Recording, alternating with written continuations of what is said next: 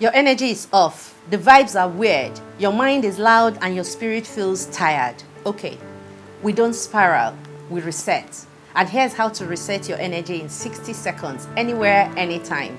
Step 1, stop moving. Literally, freeze. Your nervous system can't calm down if you are sprinting through your own life. Step 2, put one hand on your chest and one on your belly, and yes, just like that. Just sit with it.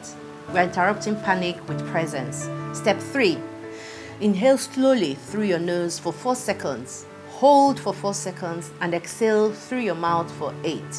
Do it again. This time slower, deeper. Your brain just switched from survival mode to power mode. Step 4, say this out loud. I return my energy back to me. Good. Half of your exhaustion is from carrying things that are not yours to carry. But know this, the world doesn't benefit when you run on empty. Your life doesn't get to be built on fumes. Your peace is not optional. So next time your energy drops, don't push through it. Reset, reclaim, realign. All it takes is 60 seconds. Please follow the link below to access my free resources and book a one-on-one session if you wish. And please hit the subscribe button and turn on your notifications if you haven't already. Thank you.